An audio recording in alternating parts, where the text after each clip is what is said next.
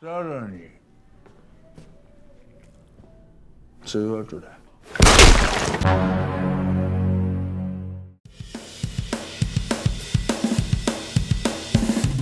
Lur, selamat datang di Nobar. Kembali lagi bersama saya Tobi yang kali ini akan membawakan film berjudul The Violence Action yang dirilis pada tahun 2022. Film ini juga dibintangi oleh mantan idol yaitu Kana Hashimoto dan Yuri Ota yang merupakan member AKB48. Menceritakan tentang gadis imut dan polos bernama Kei. Kei adalah siswi SMA yang rajin belajar dan baik hati. Namun tidak ada yang menyangka kalau gadis ini memiliki rahasia yang sangat kelam. Selain siswi yang rajin, Kei juga merupakan pembunuh bayaran alias assassin paling kejam di Tokyo. Dia hampir tidak pernah gagal dalam menyelesaikan misi walaupun lawannya sekelas Yakuza. Kira-kira sehebat apa sebenarnya Kei ini? Penasarin? So, tanpa berlama-lama lagi, siapkan mata, telinga, dan anu-anuan kalian semua. Mari kita nobar dan inilah The Violence Action.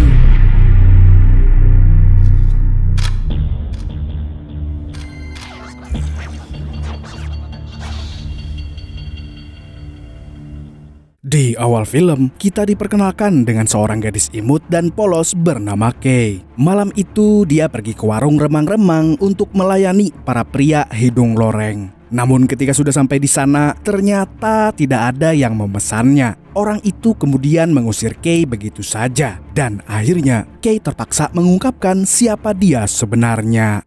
Omatase shimashita. Pururun Tennen Musume Tokkyūbin no Kei desu.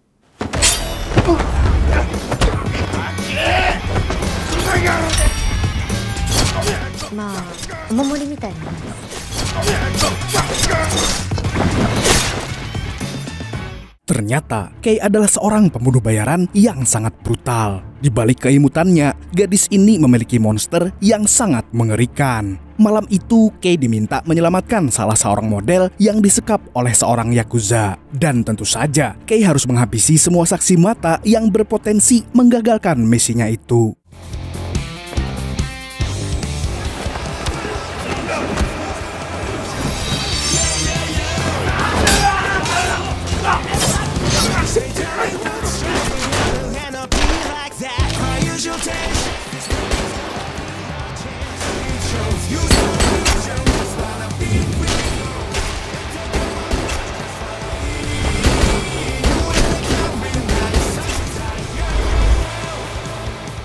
Dan bagaikan ninja, Kei berhasil menghabisi semua orang di sana dalam sekejap.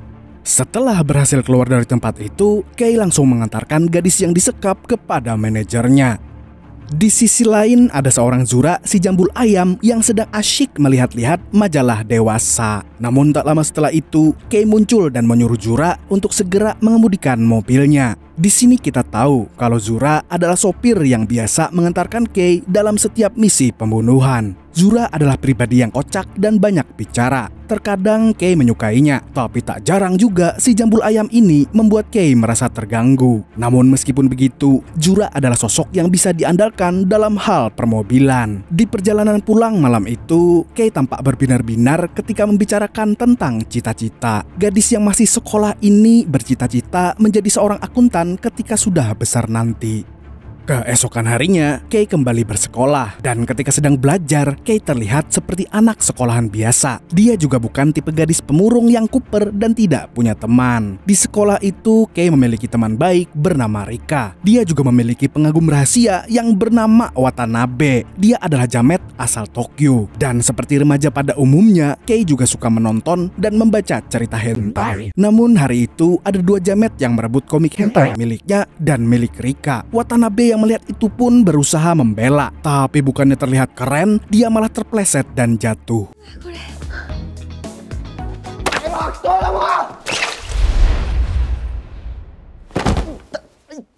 Sepulangnya dari sekolah, Kei lupa membawa recehan untuk membayar bus. Namun tiba-tiba ada pria ganteng yang membayarkan ongkos pulang Kei. Dan pria ganteng itu adalah Terano. Baik Kei maupun Terano tampak jatuh cinta pada pandangan pertama. Sementara si jamet Watanabe hanya bisa menggalau di pojokan.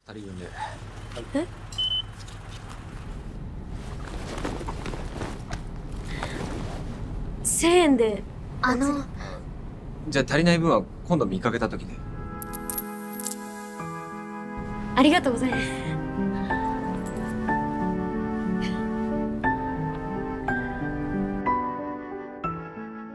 Setelah itu, Kei langsung pergi ke sebuah warung ramen yang sepi. Warung itu adalah markas organisasi pembunuh yang menaunginya. Di sana sudah ada bos ramen cantik yang bernama Mbak Astuti. Selain itu, ada juga Zura dan seorang preman yang tergeletak di lantai. Ketika mereka sedang membicarakan pria di lantai itu, tiba-tiba Watanabe masuk ke dalam warung. Semuanya pun terkejut. Namun untungnya, Watanabe cukup blow on untuk ditipu. Mereka mengatakan kalau pria di lantai itu sedang abok. Watanabe pun percaya begitu saja. Setelah itu, Mbak Astuti membuatkan Kei dan Watanabe masing-masing semangkuk ramen. Namun ramen buatan Mbak Astuti ternyata rasanya seperti kentut kuda. Watanabe pun langsung trauma, tapi Kei memintanya menghabiskan ramen itu agar tidak mubazir. Watanabe pun menuruti perkataan Kei karena dia menyukainya. Namun ketika Watanabe sedang membacot, tiba-tiba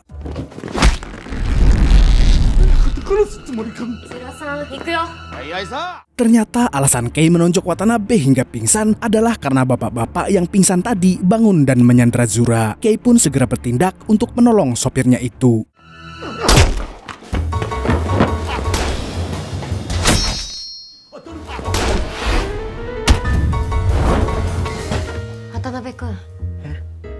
Watanabe kemudian sadar dan terkejut melihat gadis yang disukainya melompat ke sana kemari seperti Sakura. Namun bukannya takut, Watanabe malah semakin kagum kepada Kei. Dia bahkan membantunya dengan memberikan pisau kepada Kei.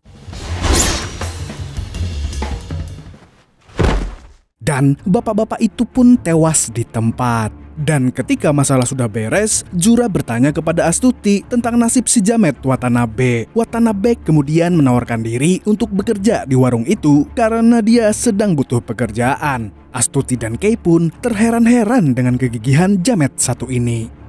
Adegan beralih ke sebuah kedai di mana seorang yakuza bernama Michitaka sedang makan soto kudus. Namun ternyata orang-orang di sana sedang dalam misi untuk menghabisinya. Dan inilah Sobat Nobar kehebatan Michitaka.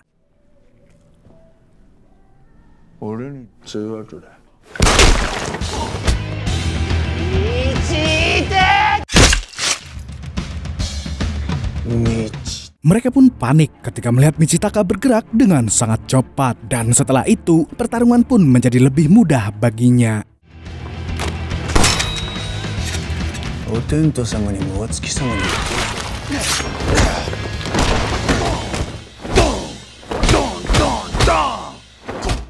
Keesokan harinya, Michitaka langsung menghadiri pertemuan yang diadakan oleh klan Demagumi. Klan ini dipimpin oleh seorang bos yang mirip Bopak Castello bernama Samedi. Di sini kita juga melihat sosok Terano yang tempo hari membayarkan ongkos pulang Kei. Ternyata dia adalah seorang akuntan yang bekerja di bawah Yakuza. Pertemuan hari itu dipimpin langsung oleh Samedi. Dia langsung terus terang dan mengatakan kalau dia ingin memilih penerusnya. Kemudian kita tahu kalau Samedi sedang dalam investigasi kepolisian dan berpotensi di penjara cukup lama. Dia membutuhkan orang yang bisa mengendalikan organisasi dari dalam. Di antara para eksekutif Demagumi, ada dua kandidat kuat yang bersaing. Dan mereka adalah Kunitsu dan Agus Maghrib. Samedi kemudian membuat sebuah aturan bagi mereka berdua. Siapapun di antara mereka berdua yang menghasilkan cuan paling banyak, maka dia yang akan dipilih menjadi penerusnya. Setelah pertemuan itu, kita diperlihatkan kalau Agus Maghrib berencana untuk mengambil keuntungan sepihak dari uang milik klan. Dia juga berniat membunuh semua anggota eksekutif agar klan sepenuhnya menjadi berada di genggamannya. Selain itu, Agus Maghrib juga menyuruh anak buahnya untuk mengamankan Terano yang merupakan pencatat keuangan Demagumi. Dan jika Terano tidak bisa dibungkam, maka Agus Maghrib bisa berada di posisi yang berbahaya. Sementara itu, salah satu bawahan Agus Maghrib yang bernama Ayabe sudah ditunggu oleh Terano di ruangannya. Terano mengatakan kalau dia harus memeriksa anggaran perusahaan. Terano tentu saja mengendus bau busuk dari rencana Ayabe dan Agus Maghrib yang ingin mengkhianati klan. Ayabe pun mengancam akan menghabisinya kalau Terano berani melaporkan kejanggalan dari rekening itu. Singkat waktu, malam pun tiba. Terano mengunjungi Kura, sahabatnya yang sedang dirawat di rumah sakit. Dia juga memeriksa rekening perusahaan yang ternyata memang janggal. Ada beberapa pemasukan yang dicuri diam-diam oleh Agus Maghrib. Sementara itu, anak buah Kunitsu tiba-tiba mendatangi dan menghajar Ayabe yang sedang berjalan-jalan dengan gadis pengenceritan. Entah apa tujuan Kunitsu menculik Ayabe, tapi yang jelas perebutan kekuasaan Demagumi semakin sengit. ナチュラルに参加してるけどこれ誰のおかげやよしで右隣の人と意を交換するなつい勝手に手がおい何してくれてんねんこれ僕の計算に触らないでジベみたいな顔してんじゃねえよねって Di sisi lain, ketika sedang seru-serunya bermain monopoli, Mbak Astuti tiba-tiba menerima telepon misterius. Dan ternyata orang yang menelpon itu ingin menggunakan jasa Kei. Mbak Astuti kemudian memberikan arahan kepada Kei dan yang lainnya. Dan klien yang menggunakan jasa Kei kali ini adalah Agus Maghrib. Hal itu berkaitan dengan penculikan Ayabe. Misi Kei adalah menyusup dan menyelamatkan Ayabe dari Kunitsu CS. 木下組長直のフロント企業の社長綾部に株で国津組だ綾部が国津そして Sementara itu, sembari menunggu Kei datang, Agus Maghrib mengulur waktu dengan mengajak Kunitsu bersepakat. Dia juga menawarkan sejumlah uang kepadanya. Namun Agus Maghrib tidak berniat memberikan uang itu kepada Kunitsu. Uang itu hanyalah pancingan agar Kunitsu mau melepaskan Ayabe. Di samping itu, Kei dan kawan-kawan bersiap melakukan misi berbahaya ini. Namun untungnya mereka kini punya anggota baru yang bernama Daria. Dia adalah seorang sniper alias penembak jitu. Dan ketika waktunya sudah tiba, Kei pun masuk ke dalam markas Kunitsu. Konbanwa.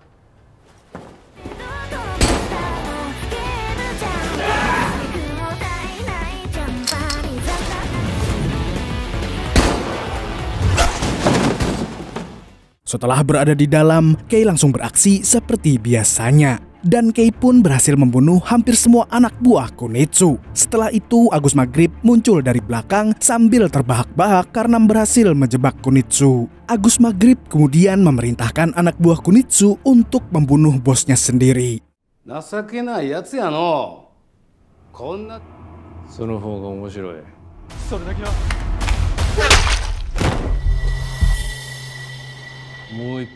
Namun sebelum itu terjadi, Kunitsu sudah lebih dulu terbunuh oleh tembakan Daria. Dengan sangat puas, Agus Maghrib pun memuji kinerja timnya Mbak Astuti yang cepat tanggap itu. Namun di sisi lain, Daria melihat sosok Aceng Gondok yang membuatnya trauma.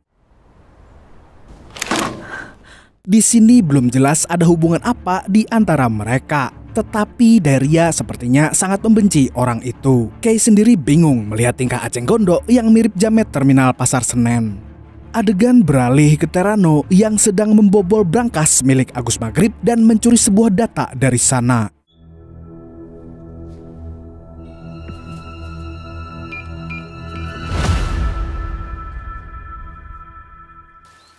Di sisi lain, Samidi memanggil Michitaka dan memberinya sebuah misi. Ternyata di sini Samidi sudah tahu tentang kematian Kunitsu CS dan dia juga tahu kalau Kei adalah pelakunya. Di sini kita bisa menyimpulkan kalau Agus Maghrib sengaja menyewa Kei agar Samidi tidak mencurigainya. Dan dengan kata lain, Kei akan berada dalam bahaya karena harus berhadapan langsung dengan Michitaka yang sangat berbahaya. Setelah mendapatkan kabar tidak mengenakan tentang Kunitsu, kini Samidi juga mendapatkan laporan dari Terano yang mengatakan kalau Agus Maghrib telah mengkorupsi sejumlah uang melalui perusahaan yang dipegang Ayabe. Namun Samidi tidak ingin gegabah dan meminta Terano mencari bukti lagi yang lebih kuat. Kemudian adegan beralih lagi ke warung ramen Mbak Astuti. Di sana Daria terlihat sedang kebingungan memilih kos-kosan baru. Kei pun membantu juniornya itu untuk memilih tempat tinggal baru. Ada azan zuhur, lanjut lagi nanti ya. Kei pun membawa Daria untuk melakukan survei kos-kosan terdekat. Sembari mengobrol soal tempat tinggal, Daria menceritakan latar belakangnya yang kelam. 変なやつだな。仲間のヤクザに殺された。私はそいつらに拾われて人の方を終わりにしたい。Keluarga Daria dibantai Yakuza ketika dia masih kecil. Dan salah satu Yakuza di antara mereka adalah Aceng Gondok. Kei yang mendengar itu pun terkejut dan berjanji akan membantu Daria. Kemudian saat mereka hendak kembali, tiba-tiba ada serangan dari Aceng Gondok yang bergaya ala sniper.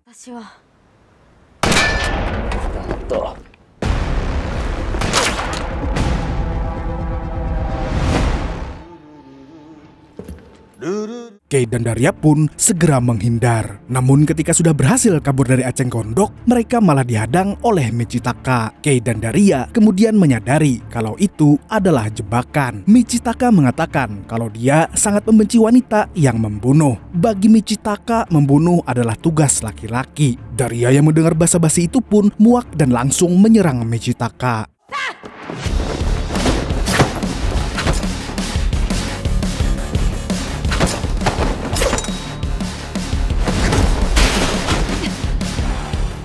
Namun Michitaka terlalu kuat dan lincah bagi Daria. Oleh karena itu, Kei pun langsung turun tangan dengan jurus bajing loncatnya.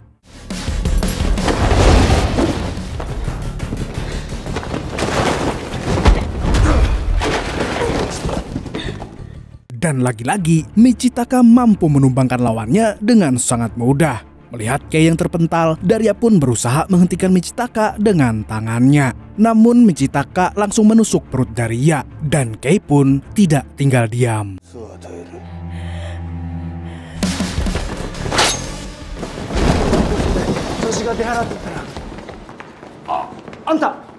Setelah itu, Kei langsung memboyong Daria ke rumah sakit. Dia juga dibantu oleh Zura dan Watanabe. Namun saat sedang menunggu Daria, tiba-tiba Watanabe didekati oleh Aceng Gondok. Dia menanyakan keadaan Daria. Watanabe pun hanya ngangeng-ngangeng saja. Dia tidak ingin membahayakan nyawa siapapun di rumah sakit itu. Aceng Gondok pun murka dengan respons Watanabe. Tak lama setelah itu, Kei dengan santai muncul dan mengambil minuman di vending mesin. Melihat itu, Aceng Gondok pun mendekatinya dan menanyakan apa yang terjadi kepada Daria. Namun dengan santainya, Kei menolak untuk memberitahu anggota Yakuza itu. Dia bahkan tidak takut kalau si Aceng menangkapnya, karena dia tahu pria itu tidak akan bisa mengalahkan jurus bajing loncatnya.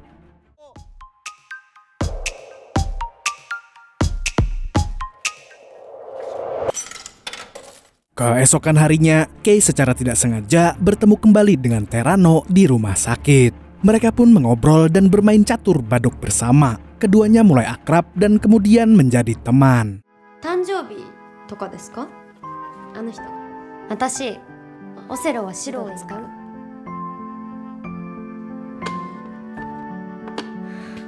行きますね。まあひっくり返るかもよ。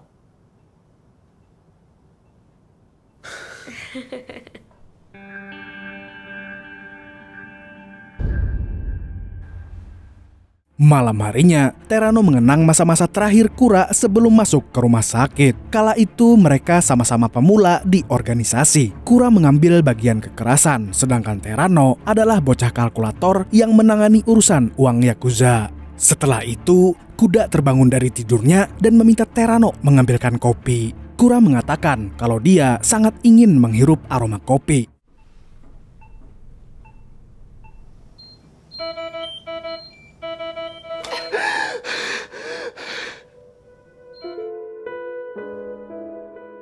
Namun ketika Terano kembali, Kura sudah tewas bunuh diri. Dolar kuning. Kura pun sangat sedih setelah ditinggal sahabatnya itu. Tidak hanya sedih, kini Terano menjadi buronan dan Megumi karena dituduh mencuri uang organisasi. Dan di tempat lain, Mbak Astuti menerima pesanan lagi. Kei diminta untuk membunuh Terano. Namun di sini, Kei belum tahu kalau targetnya adalah Terano. Dia hanya diberi deskripsi saja. Dan sebelum itu, Astuti kembali bertanya kepada Kei apakah dia akan melakukan pekerjaan itu. Kei pun menjawab kalau dia akan melakukannya. Kemudian adegan beralih ke Agus Maghrib yang sedang menginterogasi Ayabe terkait dana yang dicuri Terano. Ayabe mengatakan kalau Terano sudah mencurigai Agus Maghrib sejak lama dan dia tidak menduga kalau dana yang digelapkan Agus Maghrib akan dicuri oleh Terano. Mendengar itu, Agus Maghrib pun murka dan langsung menghajar Ayabe.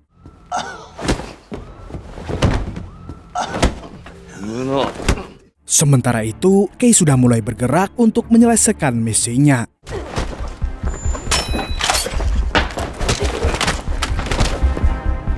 Namun Kei masih belum tahu kalau yang sedang dia hadapi adalah para pengawal sewaan Terano. Karena itu, dia terus menghajar para pengawal itu.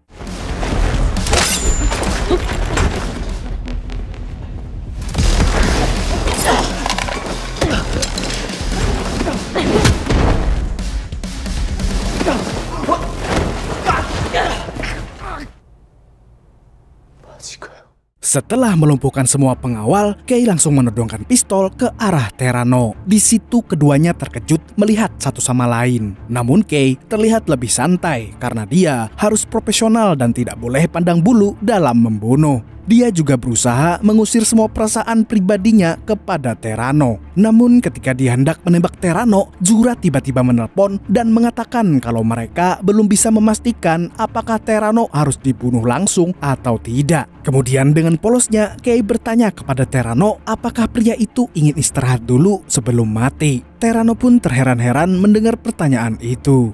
Tidak hanya itu, bahkan Kei masih sempat-sempatnya belajar akuntansi karena waktu ujian sudah dekat. Melihat itu, Terano pun mengatakan kalau dia bisa mengajari Kei soal akuntansi. Di tempat lain, Agus Maghrib dan Ayabe melaporkan uang yang dicuri oleh Terano kepada Samidi. Namun ternyata Samidi sudah tahu soal itu karena Terano sendiri yang mengaku kepadanya. Selain mengaku, Terano juga melaporkan kebusukan Agus Maghrib selama ini. Akan tetapi, Agus Maghrib tidak mau mengaku dan malah menyalahkan Ayabe. Ayabe, 聞いて。そういうパターンもあるんですか。撃て撃て、ほらほら撃てほら撃て。なぜ Samidi kemudian menghentikan mereka dan menyuruh mereka untuk mengembalikan semua uang yang hilang kalau masih mau hidup. Adegan beralih lagi ke Terano yang sedang mengajari Kei tentang pembukuan. 60万ドル分だけは計算。教え方がうまい。これ？ Namun tak lama setelah itu, Agus Maghrib menelpon Kei. Kemudian telepon itu dialihkan ke Terano. Di sini Terano mencoba membuat kesepakatan dengan Agus Maghrib. Namun sebelum itu, dia ingin tahu apakah Agus Maghrib adalah orang yang memerintahkan pembunuhan kepada Kura beberapa tahun silam. Tak disangka-sangka Agus Maghrib mengakui hal tersebut. Terano pun tidak jadi melanjutkan kesepakatan dan langsung membakar semua uang yang ia curi. Melihat itu, Agus Maghrib menyuruh Aceng Gondok mengumpulkan pasukannya untuk menyerang Terano. Tidak butuh waktu lama bagi pasukan Agus Maghrib untuk sampai di tempat Terano. Mereka datang sambil petatang petenteng di depan Terano. Mereka juga meremehkan dan melecehkan Kei yang baru saja hendak pergi dari situ. Namun Kei tidak langsung melawan. Justru Terano yang berinisiatif untuk menolong Kei. その子に構うな。大食いチャンピオン大事なチーム。考えが変わった。 Kei dan Terano kemudian bersembunyi. Di sana Terano berubah pikiran. Dia ingin Kei bekerja menjadi pengawalnya. Tanpa berpikir panjang, Kei langsung menerima tawaran tersebut.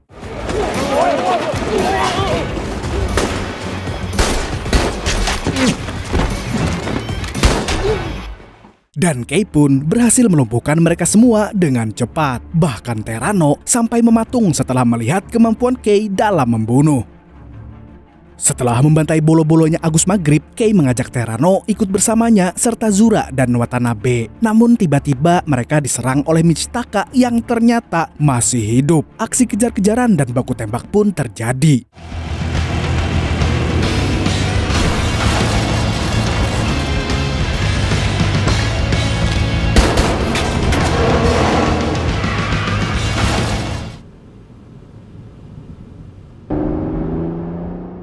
Untungnya, skill mengemudi Zura dan kecerdikan Watanabe mampu menghentikan Michitaka. Namun sayang di tengah perjalanan, bensin mereka habis. Dan tiba-tiba, sebuah mayat jatuh tepat di depan kaca mobil. Dan benar saja, yang melempar mayat itu adalah Michitaka. Karena bensin sudah habis dan ogah bertarung lagi, Kei dan kawan-kawan pun memilih kabur ke dalam gedung. Namun Michitaka dengan cepat menghentikan mereka. Zura kemudian menyuruh Kei membawa Terano sebagai kliennya ke atap gedung. Helikopter kiriman Astuti akan menjemput mereka. Sementara itu, Zura dan Watanabe memutuskan untuk mengulur waktu dengan cara bertarung dengan Michitaka.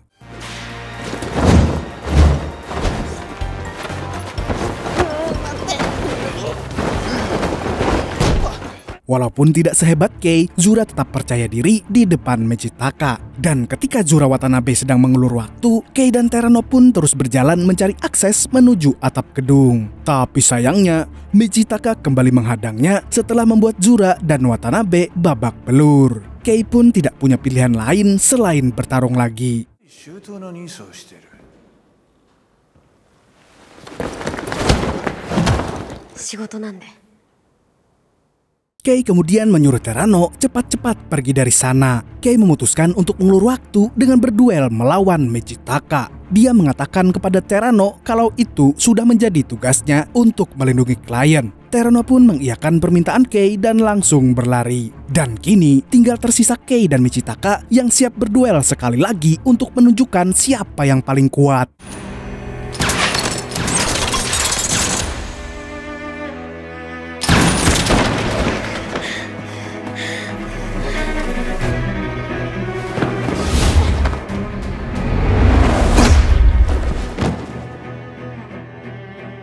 Namun sayangnya, duel itu tidak adil karena Michitaka menggunakan senjata, sedangkan Kei hanya mengandalkan tangan kosong. Alhasil, Kei terluka cukup parah. Di sisi lain, Agus Maghrib kembali membawa bolo-bolonya untuk membunuh Terano dan mengambil uangnya. Dia bahkan berencana membunuh Michitaka yang sampai saat ini masih setia kepada Samidi. Dan jika dia berhasil membunuh mereka, target berikutnya adalah Samidi, sehingga dia bisa mengambil alih klan sepenuhnya. Dan secara kebetulan, Michitaka terlihat akan membunuh Terano, sehingga Agus Maghrib pun langsung mendekatinya. Michitaka yang tidak suka dengan gelagat mereka pun langsung berinisiatif menyerang duluan.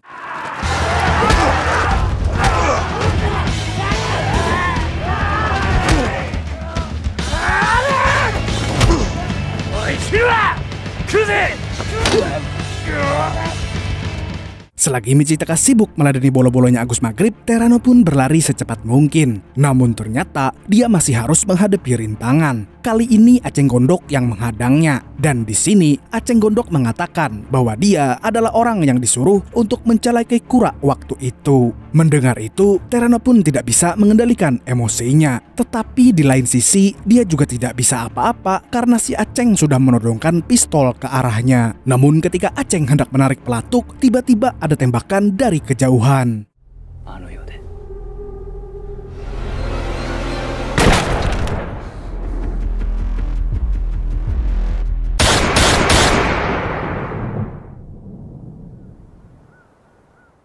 Dan orang yang menembak itu adalah Daria. Akhirnya dia memiliki kesempatan untuk membalaskan dendam ayah dan ibunya. Setelah itu, Daria pun langsung membawa Terano ke tempat yang aman untuk melakukan pelarian. Namun lagi-lagi Michitaka menjadi penghalang.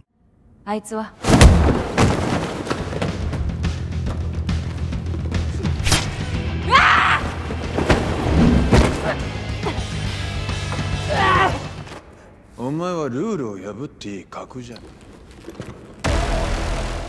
Tapi tak lama kemudian, Kei yang sudah bangkit lagi datang untuk melindungi Terano.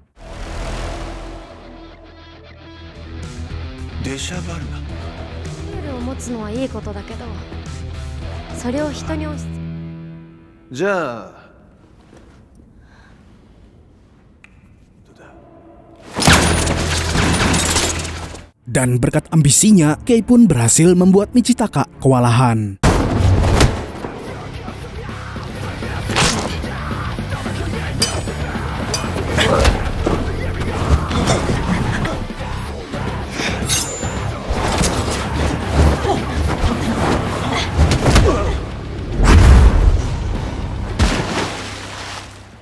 Kei pun akhirnya bisa mengalahkan Michitaka yang super kuat itu. Setelah itu, Kei dan Daria langsung membawa Terano ke tempat helikopter. Di sana Terano berterima kasih kepada Kei dan mengajaknya pergi bersama ke Amerika. Namun ketika Kei belum sempat menjawab, tiba-tiba Terano ditembak oleh Agus Maghrib yang ternyata masih hidup.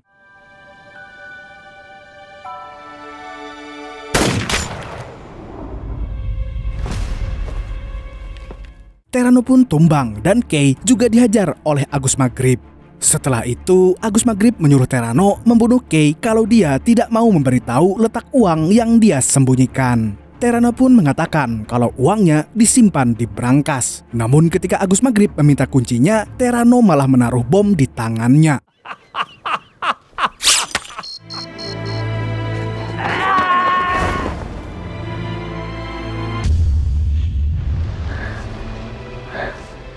Kematian Terano pun membuat Kei sedih. Namun di sisi lain, Ayabe merasa senang karena Agus Maghrib sudah tewas sehingga dia bisa menguasai wilayahnya. Dan ternyata dalang dari semua itu adalah Samidi. Dialah orang yang mengadu domba para eksekutif klan agar kekuasaannya tetap utuh walaupun dia akan dipenjara. Ayabe yang merasa berjasa dalam membantu rencana Samidi pun meminta jatah jabatan. Namun Samidi tidak memberikannya. Di sisi lain, Kei masih meratapi kepergian Terano yang mengenaskan. Dan untuk yang terakhir kalinya, dia melemparkan uang 30 sen ke sungai itu untuk mengembalikan uang Terano yang digunakan untuk membayar ongkosnya kala itu.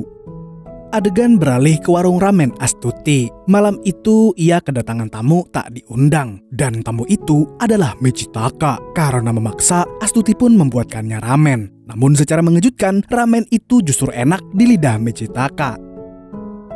Setelah ramennya habis, Michitaka mengatakan kalau dia akan kembali lagi ke warung itu. Di akhir film, Kei akhirnya menjalani masa ujiannya di sekolah. Pada hari pertamanya, dia tiba-tiba mendapatkan pesan misterius dari seseorang. Pesan itu menampilkan kota New York dan roti keju. Dari situ Kei yakin kalau Terano masih hidup dan kini tinggal secara damai di Amerika. Film pun tamat dengan cukup mengharukan. Film ini mengajarkan kita untuk tidak meremehkan cewek wibu seperti Kei. Karena cewek wibu adalah cewek paling berbahaya di muka bumi. Mereka bisa tahan cosplay di alun-alun padahal tidak ada yang peduli. Segitu dulu untuk kali ini. Saya Tobi mewakili orang-orang yang suka makan 2 porsi di kondangan orang, mengucapkan sampai jumpa di video nobar selanjutnya dan kamsya. Assalamualaikum warahmatullahi wabarakatuh.